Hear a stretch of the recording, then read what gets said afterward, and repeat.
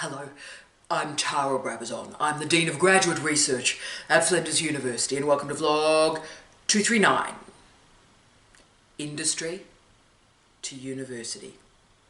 Oh, this is an interesting vlog. I've loved doing the research for this one, and even more fantastically, this is the start of a trilogy that looks at the relationship between industry, we'll get to that in a second, industry and our universities, with attention to the PhD program. And this trilogy really emerged through Sarah. Hi Sarah. Sarah 2 weeks ago gave me the final puzzle piece to add to this trilogy. She wanted me to talk about, and how good is this, what skills one gains through a PhD, but also how those skills are labelled and mobilised to move beyond a university. And Sarah, there is a good literature there, so thank you so much for that suggestion, and in many ways you've created this trilogy for us. So today we're starting with the movement from industry to university and a PhD program. Now we need to start with definitional issues really. Here we go. So the definition of industry that I'm going to deploy is artificial, as all industry discussions are.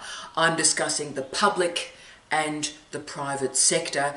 Basically, industry refers to, in this trilogy, everything that is not higher education. And why that's a problem is, of course, it works from the premise that universities, that higher education is not an industry, or indeed many industries. And of course, that is wrong. So it's always good to sort of start a conversation with, here's the definition, and by the way, we're starting from a false premise. It is an artificial premise, but I get what these suggestions are about. And can I say, the suggestion today, the one I'm doing today, industry to university to a PhD, this is the most requested topic of the year. And I'm talking about hundreds of emails. Right? So this is clearly a thing, and this is the language that prospective students are using with me to describe what they want. Okay, so let's follow them on that definition. But basically, it's not so much higher education versus industry. It's working from the basis. What we're doing in this trilogy is saying there are all these industries in the economy, and higher education has a relationship with them. A PhD program has a relationship with them, so let's look at that relationship. So, really important, powerful area. But I want to stress that the way in which we're using industry here is broad. It must be. I want to particularly talk about whether it be the publishing industries, the GLAMs, galleries, libraries, archives, and museums, but also, of course, engineering, maritime engineering, defence, architecture, accountancy, medicine, allied health professions. You know, this is what we're talking about here. This is not a singular notion of an industry. And that's my critique, my big critique, when we're dealing with policy work in this area, that particularly governmental papers are using the word industry like we all agree on what's in that term. And that's simply not the case. So I'm using it incredibly broadly today and through this trilogy. Now, we all know that I've constructed this artificial separation today, so higher education and industry, but let's go with it. And why it is important that we go with it and we work from that artificial binary is we are in changing times, colleagues. We are in changing times. Right now, today, only 40% of PhD students that graduate from a program continue to remain in a university, 40%. And can I say, that's a pre-COVID data set. So there's some incredible volatility that we need to be monitoring in that space too. And also the other disturbing, concerning truth is in the United States, 80% of teaching staff are not permanent in universities. So they're casual staff, they're contract staff. 80% of our colleagues in universities in the United States. So that means our universities are riding on the back of a casualised workforce. Right. Then, of course, we've got COVID. COVID is a metaphoric virus that's running through our universities. And the medication for that virus is much more serious than social distancing. We don't really know where this is going to go in terms of a university as a workplace. Right, so the world is volatile, the world is complex, and yes, the world is just a little bit frightening. So what do you do in times such as these? We all require a mobility of the mind and body, a flexibility of the mind and body, and also some courage. Now, as we know, universities are not the only sector in the economy that is unstable. And I think that's why I've received so many hundreds of requests from friends around the world about this topic. And look, I'm aware, I've worked in a lot of jobs like this. There are some truly diabolical and dreadful jobs out there. I know that. I know that you're going to work filled with despair and you're coming home desolate every single day for years. I see you. I know that. And so therefore I particularly want to talk about what a PhD could do to that group, noting, and this is the other important bit of information I need to give you, that when we're looking at the health industries and the educational industries, huge areas of the economy, can I say, there is no doubt that these are the growing areas of our future economy. CSIRO did a study, 2016 I think it was, that looked at future-proofing the workforce. And they demonstrated that health and education are the growing areas. Now, for colleagues in health and education, broadly defined out there, you need to know that enrolling in a PhD will actually change your life. You will be promoted. You will have a mobility pathway in your career. So we need to grasp, if you're in health and you're in education, then the research is showing if mid-career you do a PhD, your career kicks on. Yeah, you get promoted. So today, what I want to do, recognizing all the volatility and complexity and the difficulty with definitions, I want to simplify it a bit to 5 nodes. And indeed, I've called them in this vlog 5 pivots. So if you are considering moving from industry into universities, then to a PhD program, I want to present to you 5 pivots for your consideration, because this is a life change. And a life change, if you can see it coming, if you can plan for it, it has a greater chance of being successful. So I want to talk through the 5 pivots for your consideration, for you to talk with your partner, talk with your family, think about as you're going on a long walk. So I'm going to think about how the PhD can operate as a pivot in your life and in your career. So pivot 1. We start with Time Lords, obviously. Consider the matter of time and your schedule.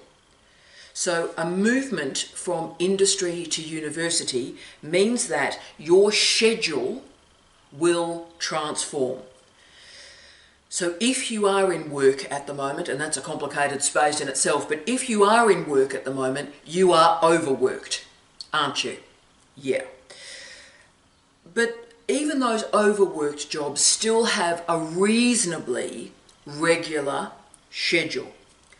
Now, a PhD, an academic life, does not abide by a regularized schedule. Now, romantically, and this was probably 20 years ago, just about 20 years ago to be honest with you, but romantically, higher education, a university life, is seen to give you great flexibility. That's the reason why people stay in universities, because it gives you flexibility. And it seems like a dream, doesn't it? If you're doing this dreadful commute and you're putting up with office politics, then wow, this seems absolutely amazing. But it's not true. The average academic, as surveyed by the Times Higher Education, is working on an average of 60 hours a week. An average of 60 hours a week. Now, can I say, I've never got it down to 60 hours, nowhere near. And I haven't had a day off, I haven't had a weekend off since I was 21 years of age. I haven't managed a day off in a weekend. And I'm not saying that to frighten you, but I'm saying this to be real. So yes, there is flexibility in academic life, but it also colonises that life. And I suppose the difference, what makes us do all these crazy hours, is that it is a passionate life. It is a life of passions. So we're prepared to do the hard yakka, the really, really long days, because it's a life of discovery. It's a life of interest. It's a life of passion. And that is true. So for those of you out there in miserable jobs, and there are millions of you out there in truly miserable jobs, then a PhD might be an opportunity for you to take a breath and go again. But we've always got to remember the two cliches here. The grass is always greener on the other side of the fence.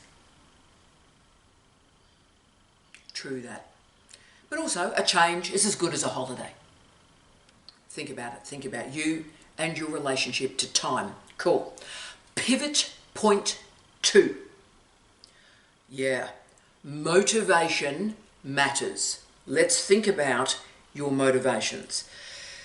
It is really important that university life and the PhD is not romanticised. I hopefully never ever do that. This is not a romantic life. This is a hard life. This is a tough life. But if you are passionate about your research, and most importantly, you choose a supervisor who respects your life experience, respects you, really important, then this may be a choice for you. But I want to make it clear that motivation for you matters more than in most groups that we talk about whether or not you should do a PhD. If you're in a good, successful job in industry and you are moving to a PhD, the why question matters hugely. This is a big deal.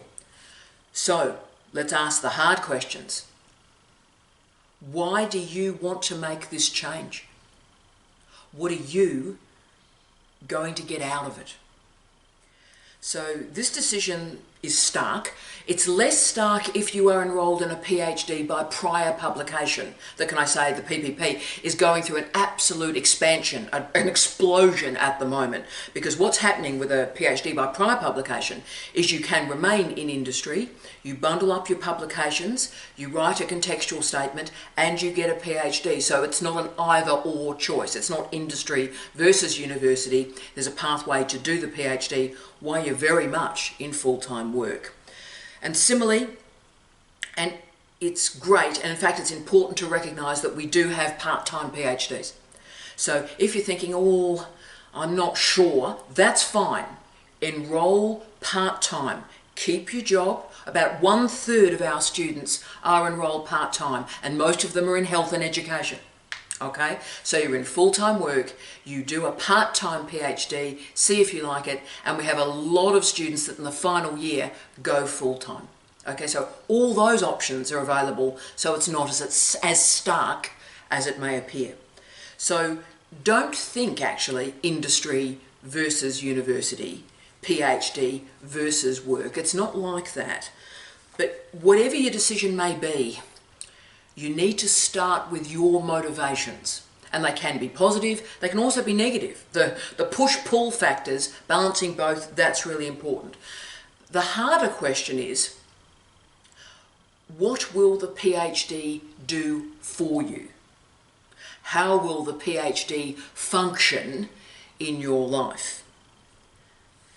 And the function, I chose that word intentionally because the functionality of the PhD will help you work out the role of the PhD for yourself, in your career, but also in your relationship and in your family. So when you're explaining to a partner or to your family why you are doing this, that's actually a great exercise, because what is the function of it for you, your family, and your future?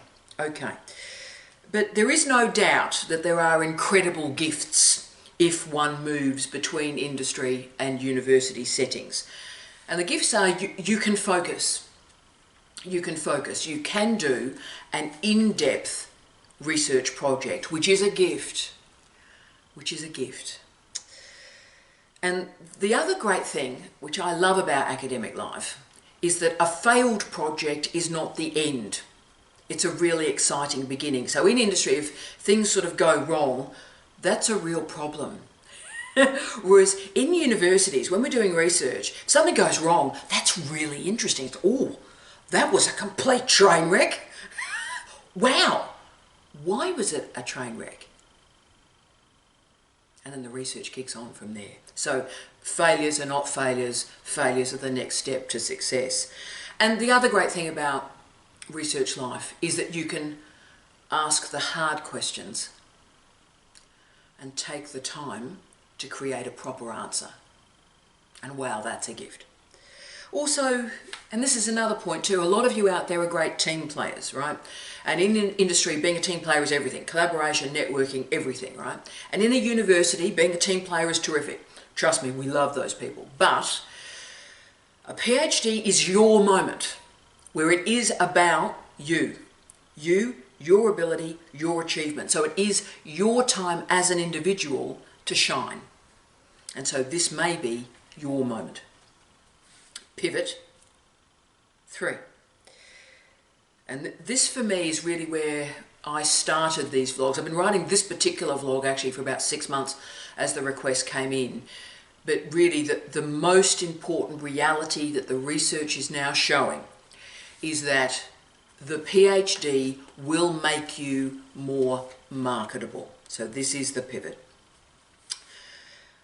What we are seeing, and we've seen this in the last 10 years, is that this transition from industry to PhD and back to industry is increasingly common. The problem is it's pretty well invisible in the literature, but we're seeing it in the longitudinal studies. And again, health and education led the way here. And there are many reasons why in the last 10 years people are returning with a successful career to a university. And one of the reasons is what's often called degree inflation. What's happened with the widening participation agenda in the last 25 years is that more people have gone to university, and that's a great thing. But it also means more people have an undergraduate degree. And that's great because the undergraduate degree allows you to get onto the job ladder, allows you to get a job, put you in the top half of the population and get work. That's tremendous. But of course, as more and more and more people have an undergraduate degree, making your career kick on requires something else. And that's why we're seeing an explosion in MOOCs, in diplomas, in certificates, and I believe in all of that. All of that is great because people are getting new skills and going again, using that to uplift in their career. That's tremendous. And further education is booming, particularly digitally, for this reason. But the PhD, in terms of professional development, is, if I can use a cliche from law, the closing argument. In a CV, if you've got a PhD, that shows you are a self-starter, you are motivated, you believe in achievement, you can fulfill a very complicated task. You can start and you can end it. You can manage all sorts of complexity and deliver a result. So if you want uplift in your career, a PhD is the word. And what I'm going to do in the final vlog of this series for Sarah is I'm really going to nail that point home. So I really want to talk about how we frame and configure all the different modalities, all the different types of skills that I'm using the word skill actually intentionally there. Knowledge, yes, but skills. The skills you gain from a PhD and how you make them dance and work for a CV for a multitude of careers after the PhD. Okay, but in health and education, wow, this is a no-brainer. If you want promotion in those fields, then getting a PhD will make an incredible difference to the coin. It'll make an incredible difference to your promotion and how you are paid. And we've seen it in all sorts of allied health professions, and of course not only in early childhood, primary, secondary, but also the vet sector, vocational and training. So that's a huge area where there is growth.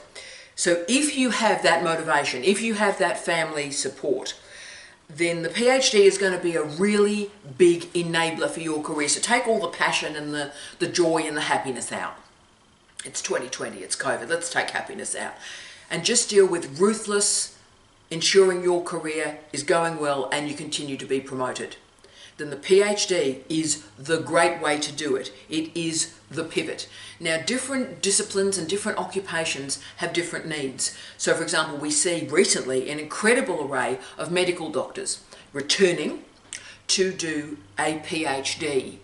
And it's a different sort of PhD. So the doctors are returning to enrol in a PhD by prior publication, often in the later stages of this moment of their career as a capstone degree. So for doctors, that's what we're seeing. Similarly with lawyers, we're also seeing a similar progression whereby the lawyers have done incredibly well. They're returning to do a PhD by prior publication and kicking on with their career. There is a reason, therefore, why more people are doing a PhD, why enrolment is increasing, and the diversity of people doing a PhD is increasing. And that's because it works. That's because it does enable a career and career development. Great stuff. So basically, in a time where professional development matters a lot, a PhD is professional development on steroids. Pivot point 4. Yeah, biggie. Monitor your nostalgia. Don't subscribe to the naive binary oppositions of real life and the ivory tower. And that binary can particularly emerge, the cliche of the ivory tower can particularly emerge if it's been some years, maybe some decades, since you were last at a university. Universities are not C.S. Lewis's The Shadowlands. We're not goodwill hunting. We're not sort of the absent-minded professor. University academics now have so many key performance indicators, it will make your eyes water. And just to give an example of this, it's work I'm doing at the moment. So in 1973, Hugh Bainan wrote what I would argue is one of the greatest books of sociology ever. What a great book. It's in my top 10 of all time, actually. Working for Ford. Those of you that would like to read it, wow, it's a great book. Working for Ford. 1973. And in Working for Ford, it really did present, as the title suggests, a particular way of working in industry. And at that time, when that book appeared, it was a long way away from what was happening in our universities. The working patterns were very different. Now, recently I reread Working for Ford for work I'm doing on the workplace in our universities with COVID. And it is our workforce. So if you read Working for Ford, it's like we're talking about a university. So the binary of this is how work happens in industry and this is how work happens in universities, that's over, and it's been over a long time. So whenever you're reading the guides, and I read a lot of them in preparation for this vlog this week, about how to make this transition from industry to academia, the problem is the nostalgia. The problem is, in almost every case, the version of a university that's been constructed is this rose-coloured glasses nostalgia fest, right? And it's just not on, really. And it's not only just a little bit nostalgic, it's about 50 years out of date. Okay, so be aware when you're getting advice, do talk to people that live and work in a university now. Don't allow nostalgia to wipe away your critical facilities on this. So be careful that you're not perpetuating the binary of university versus industry. That's why we spent a lot of time setting up this vlog. And to give you a further example, there's all these other dreadful binary oppositions that follow the industry versus university, like practical versus abstract or practical versus theoretical, right? And again, this stuff is absolutely crazy. If you're working in banking, I certainly hope you've got a theory of finance. If you're an engineer, a civil engineer, I really hope you've got a theory of gravity when you're building that bridge. Hashtag just saying.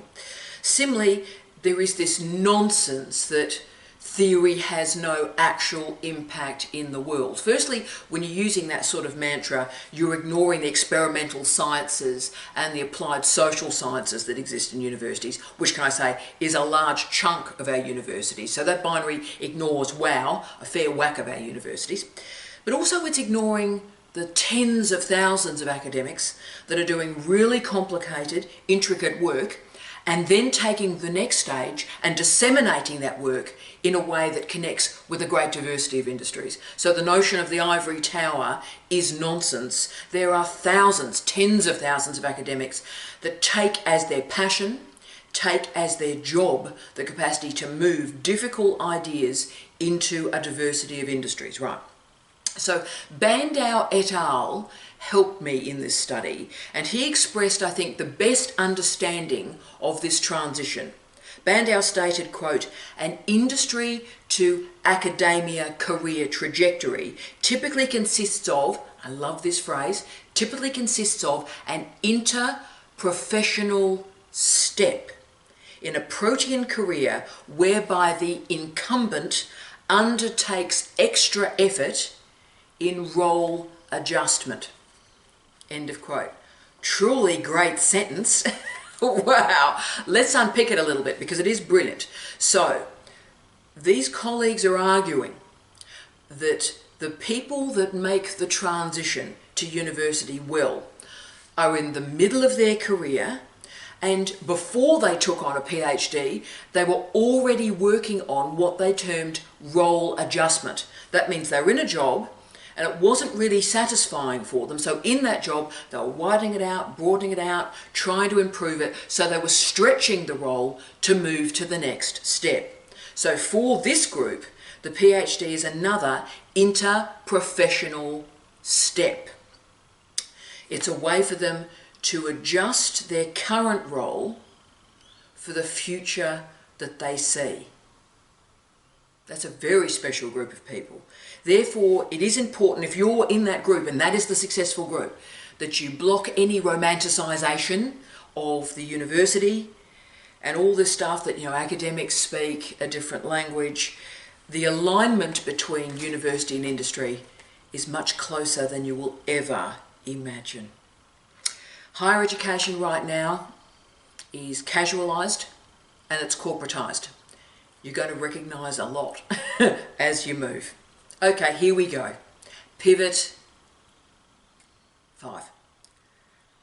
Preparing yourself for the transition. Homework for the transition. So who are the people who are making the successful transition from industry to a PhD program? Firstly, it is a motivated group. It is a reflexive group that have done the hard yakka to understand what a PhD will do for their career. So it is a group that is cognitively and effectively ready for change.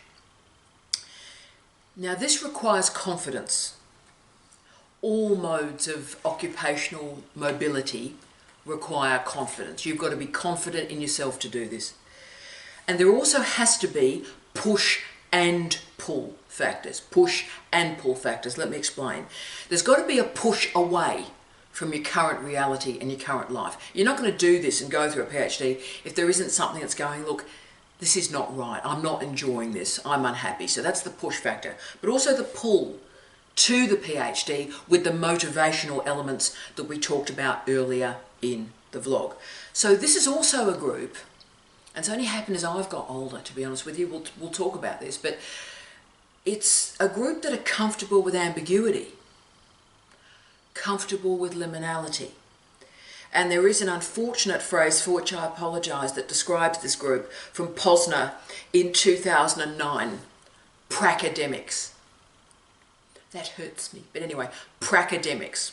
Makes my eyes water. You can see what's going on there. So while the term itself is a bit challenging, it confirms the ability of the scholars who embrace that instability. Finally, and this is really important, who knew I'd be quoting Anthony Giddens, but there you go. Part of this group also is able to take on what Giddens described as, quote, the reflexive project of the self, end of quote. So these are the scholars that are actively prepared to intervene and renegotiate their self. Yeah.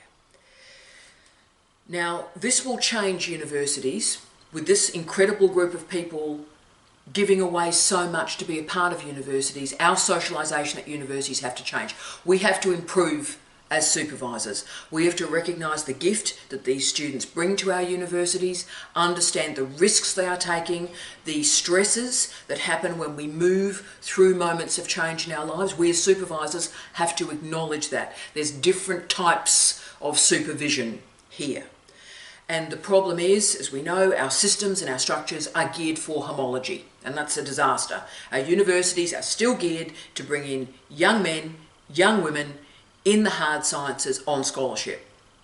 That's what all the systems and structures are geared to do. And of course, that's a tiny minority of our students now. So all our systems and structures really have to change for this new reality. And a fine project by Michael John Wilson et al. Confirmed that the priority for supervisors actually is that we change our supervision. The time is now. The single most successful strategy to move a successful industry professional into a successful PhD program is the calibre of the supervision. The supervisors recognising the social, political and intellectual changes and showing decency and subtlety in interpersonal interactions. Okay, so this is a big moment for us. This movement from a lot of students into our universities from a successful career will change our universities. And you will continue to keep us honest. You will continue to improve what we do. Alexis Marmot, who moved from a very successful small business career and into a university through a PhD program, stated, quote, "It's important to go in with your eyes open," end of quote. That's incredibly important. But also I think it was Pedro Resende who argued that we have to acknowledge this as a key pivot in our lives. And his research has really demonstrated for me, and why we in fact did the blog in this way, that you're going to require a series of pivots, moments where you have to have a think, have a breath, and make a decision. So if you ponder the 5 pivots that we've talked about today, you can make this transition with honesty, clarity, passion, and rigour. I wish you love, light, and peace. Tea out.